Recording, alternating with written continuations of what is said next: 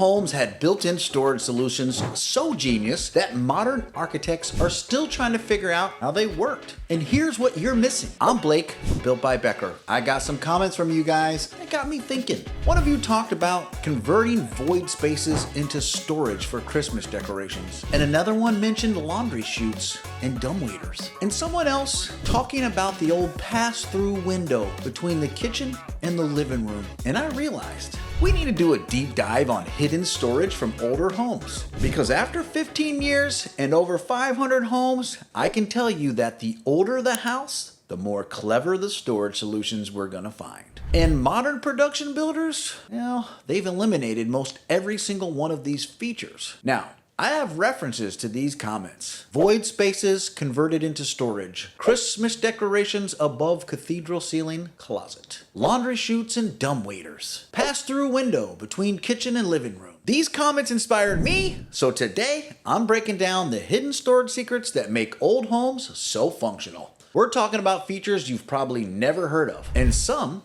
that you can retrofit into a modern home, and a few that are just plain genius, but completely impractical today. So get ready for a fun video. We're gonna give you lots of crazy ideas. But before we get into it, if you're planning a renovation or a new build, grab my design starter kit in the description. It's got a room-by-room layout template, storage planning ideas, and all the fun stuff that'll help you figure out where to put your stuff without making your house look like a storage unit. I'll start confessing right now. I love older homes. They were built when labor was less expensive. Materials were quality. So instead of throwing up drywall and hoping the best, builders and architects actually thought about every square inch of space. They asked themselves, what could we hide here? What function does this serve? Modern homes flip that equation. Materials are cheaper, labor's more expensive, so the builders just frame up the most basic box they can, slap some drywall, some paint, and they're done.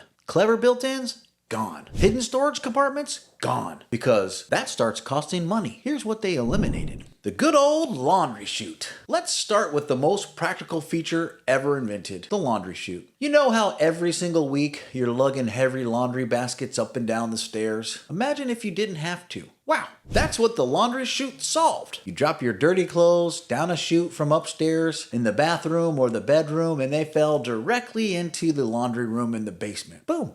Half your trips were eliminated. Houses built in the late 1800s through about the 1960s had these everywhere. Usually they were a small door in the upstairs bathroom linen closet or hallway. It opened up and dropped your laundry vertical right down into the basement. Yeah, they were hidden, and the door looked just like any other cabinet or closet panel. Nobody walking through your house would ever know what it was unless you showed them. So why did this disappear? Well, fire codes back in 1961. There was one deadly fire hospital in Hartford where a cigarette in the laundry chute started a blaze that spread through the entire building like a chimney. And after that, fire codes got very strict about any kind of vertical shafts in a home. Modern laundry chutes have to have fire-rated doors, proper dampers, and sometimes even sprinkler systems. All that adds cost, so builders just stopped including them. But to be honest, you can retrofit a laundry chute into an existing home if you've got the right layout. And I've done it. You'll need a bathroom or a closet directly above your laundry room. You'll need to check with local codes and could cost you anywhere from $2,000 to $5,000 depending on installation, depending on how many floors you're going through. But talk about the quality of life improvement, especially if you've got kids. Next one on the list,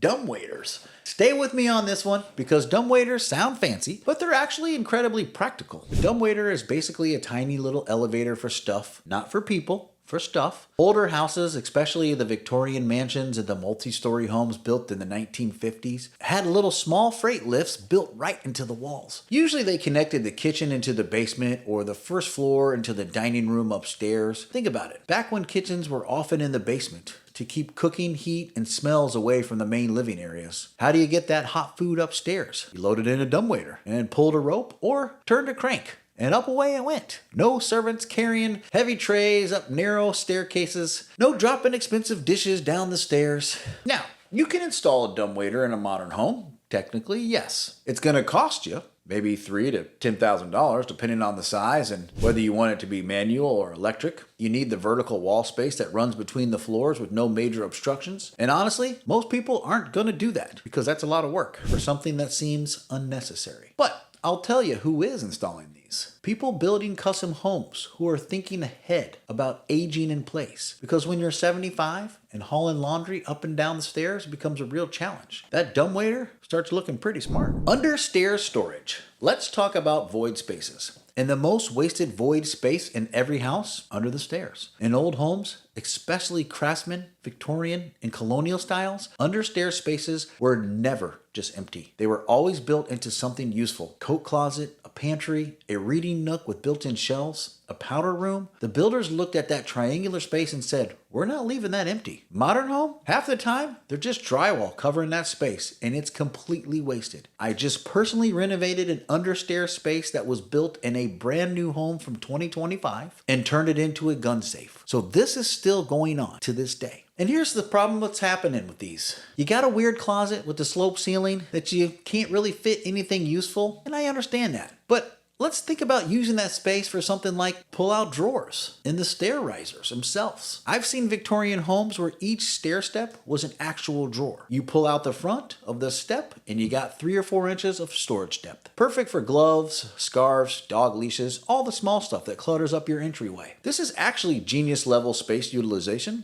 But that's just an idea. The point is you can absolutely use this space in any way that you want to, as long as you don't mind the odd space. Let's talk about pass-through windows. This one was from another comment. Pass-through windows between the kitchen and living room or dining room. And man, this takes me back. If you grew up in a house built in the 1950s through the 1970s, you probably had one of these. Literally a window cut in the wall between the kitchen and the adjacent room. Sometimes it had little bifold doors. Sometimes it was just a rectangular opening. The idea is that you could pass dishes through without having to walk all the way around the doorway. But why is this in a video about hidden storage? Well, because the good ones had a counter ledge on both sides, storage cabinets built into the wall around them, so you'd have upper cabinets above the pass-through and lower cabinets below. And suddenly the wall wasn't just a wall, it was storage and a serving station and a visual connection between the rooms. Modern open concept homes eliminated this completely. Why have a pass-through when the kitchen and the dining room are in the same space? But here's what we lost. The ability to hide the mess. When your kitchen is completely open to your living areas, every dirty dish, every piece of clutter is on display. And the pass-through lets you have that connection without total exposure. Are pass-throughs coming back? I don't know. Maybe. I'm seeing them in renovations where people do want some separation between the kitchen and other rooms and don't want a full wall. Keep your eyes open. We'll see what comes next. Built-in ironing boards. Now here's one that'll blow your mind. Older homes had ironing boards that folded into the wall. I'm serious. Usually in a kitchen or a laundry room, there would be what looked like a narrow cabinet door. You open it, pull down the fold-out ironing board to do your ironing, and then fold it back up and close the door. Completely hidden when not in use. This was a standard in homes that were built through the 1940s all the way up through the 1960s. Back when people actually ironed things regularly. Dress shirts, linens, everything. It made total sense. Why store a bulky freestanding ironing board in a closet when you could build it into the wall? Modern homes don't have these because honestly, people don't iron that much anymore. I think they send it off to places and it's all done and delivered, which is a great feature. But I have done some really cool custom ironing boards recently, and there are some great companies out there making ones that are hidden both in the drawers and in the wall. So you'll need a few $100 plus installation, but man, what a great little hidden storage trick. Milk doors and coal chutes. I've talked about this before, but man, I cannot leave it out of this video. I just don't think it would be fair. Back before refrigeration was a standard, milk was delivered daily. Homes built before the 1950s often had a small double door cabinet built into the exterior wall. One door on the outside for the milkman to leave bottles. One door on the inside for the homeowner to retrieve them. Cabinet was insulated and kept things cool. These were tiny, maybe 12 inches wide, 18 inches tall, but they were genius storage hidden because they took advantage of the thickness of the exterior wall. That 8 to 10 inches of depth from the outside wall to the inside wall was a perfect storage cavity just sitting there. Some old homes also had coal chutes,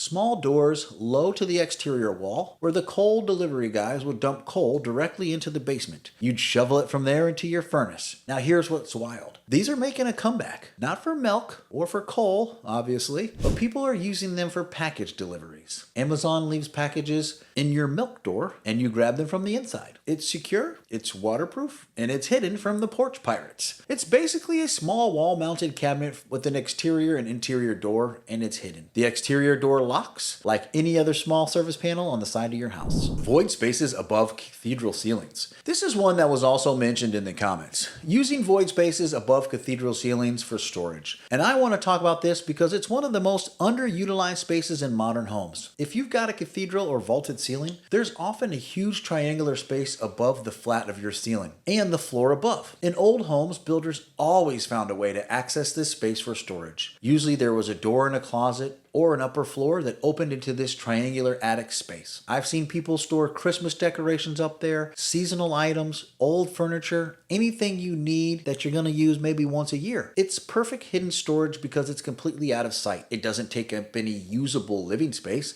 And if your house already has cathedral ceilings, that space already exists. Why aren't you using it? The trick is making it accessible. You need either a small access door or better yet, a pull-down ladder. Modern homes often skip this space because builders seal it off with no access point because, again, it takes time and it costs money. If you've got cathedral ceilings, ask your builder or do some research. There's probably 500 to 200 square feet of storage up there just waiting to be used. Old homes understood something modern builders have forgot. Storage doesn't have to be visible to be valuable. The best storage is hidden, integrated into the architecture, and makes your life easier without cluttering your visual space. Before I go, grab that design starter kit in the description if you want a room by room storage planning guide. Hit subscribe if this has helped you understand the why older homes had so much more function than these modern ones. And drop a comment. Do you have any of these hidden storage features in your home, or do you want one? I want to hear about it. I'm Blake,